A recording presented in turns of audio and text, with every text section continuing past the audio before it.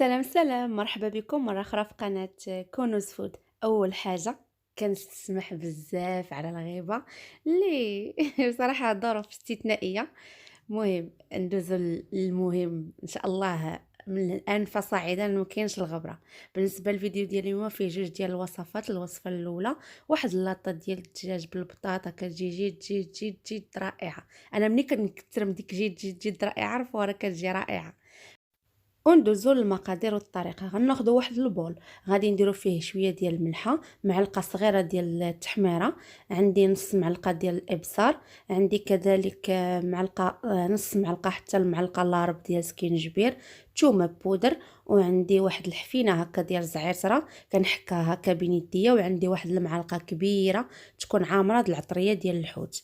صافي. بالنسبه كاضافه غادي نضيفو واحد المعلقه عامره ديال مركز ديال الطماطم او مطيشه الحك، ربع كاس ديال زيت العود ولا ما خالط بين زيت الروميه والزيت البلديه. غادي نضيف واحد ربع كاس ولا نص كاس ديال الماء، ربع كاس بركه باش نخففوا به داك الخليط ديالنا.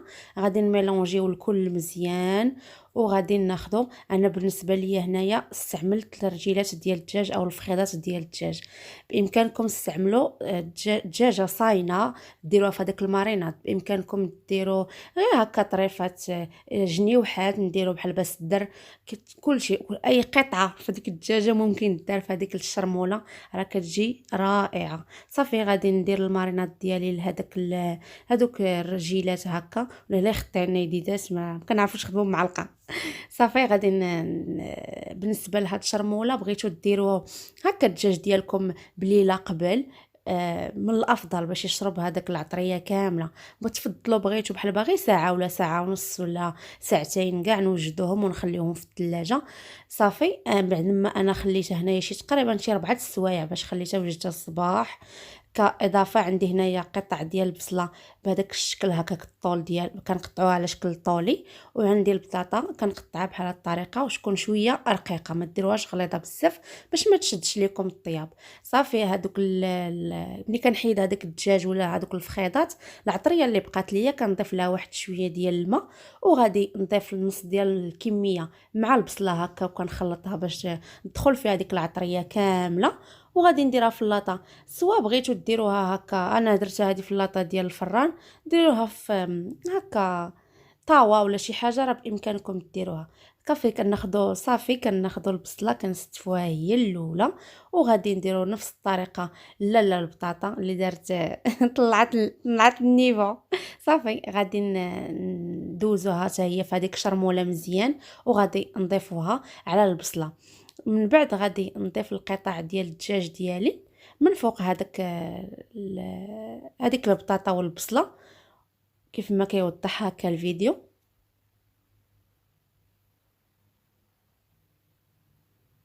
صافي. وغادي نستفو دابا الدجاج ديالنا كيف ما قلت لكم، استعملوا اللي بغيتو، اما كخيضات ولا جنيوحات. بامكانكم هاد الماريناد راه تقدروا ديروهم غير هادوك الجناوح هكا وديروهم في الفران، راه كتجي رائعه بتجربه يعني، بلا ما تحتاجوا لديك البطاطا. ما بغيتوش ديروها هكا لاطه ديروا غير الفخيطات، ديروا غير الجنيوحات بوحدهم. بامكانكم ديروها وترافقوهم مع الرز، راه كتجي وجبه رائعه. راه حنا كنتلفوا في الغداء ولا في العشاء.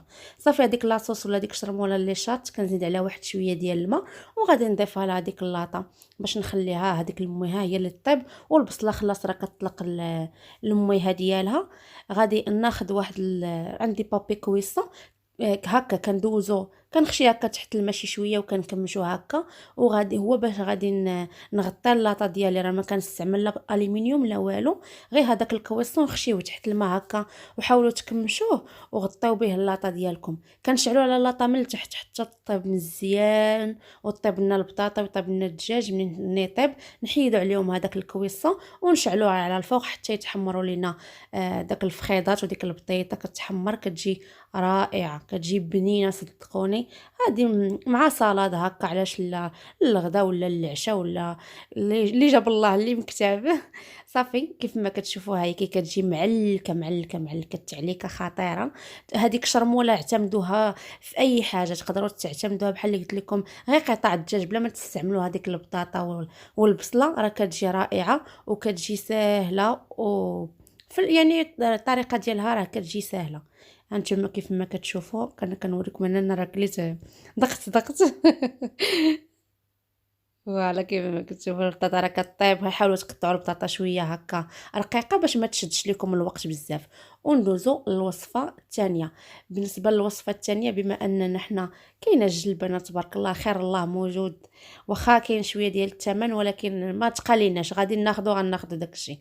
غندوزو واحد المقيله ديال الجلبنه والبيض بالمطيشه كتجي رائعه.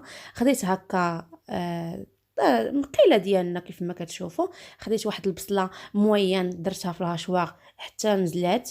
غادي نضيف لها شويه ديال زيت العود وغادي نضيفو مليحه ونخليو ديك البصيره ديالنا تشحار على خاطرها وتحمر لينا وتنزل.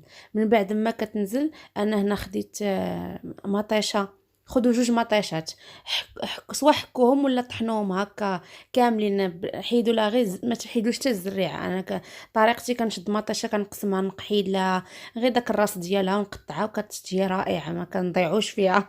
هنا انا استعملت الطماطم واحد لا مارك ما عقلتش شنو سميتها، كتجي غير مطيشه هكا بحال اللي مطحونه ماشي صوليس، غير مطيشه بحال اللي مطحونه. صافي غادي نضيف عليها نيت شويه ديال صوليس باش تعطي داك لا كولور. درت هنا شويه ديال الكمون، شويه ديال الخرقوم، شويه ديال التحميره مليحه. بزار زدت هنا الثومه بودر. بالنسبه للثومه بودر اللي عنده يديرها، اللي ما عندوش يستعمل غير الثومه عاديه يطحنها مع البصله. ايوا خلاص الربيع والقزبور ومعدنوس خلاص. غادي نخليو ديك لاصوص ديالنا طيب مزيان. بالنسبه للجلبانه انا خديت هنا واحد زليفه صغيره ديال الجلبانه، سلقتها في الماء بشويه ديال الملحه ودرتها تسقطر. حاولوا ما تخليوهاش طيب بزاف باش ما يلا تجي مع لاصوص هكا طيب مع الجلبانه دغيا ما غتشدش الوقت. صافي غادي نغطيو عليها ونخليوها تشرب ديك الجلبانه مزيان ديك لاصوص وهذيك العطريه. بالنسبه كيف ما كتشوفوا كيف ما موضح الفيديو. صافي غادي ناخذ البيضات كلها والجهد ديالو في البيض جوج ثلاثه على حساب المتوفر في الدار. هنا صافي كناخذ كل بيضه كندير هكا واحد الحفيره وكان نضيف فيها فوق في ديك لاصوص كندير هذيك البيضات هكذا. صافي وغادي نغطي عليهم ونخليهم حتى يطيب لنا داك البيض على خاطره. هنا كيف ما كتشوفوا راه البيض بدا كيطيب، لا غطينا عليه راه دغيا نخليو ديك لاصوص ديالنا تشرب مزيان.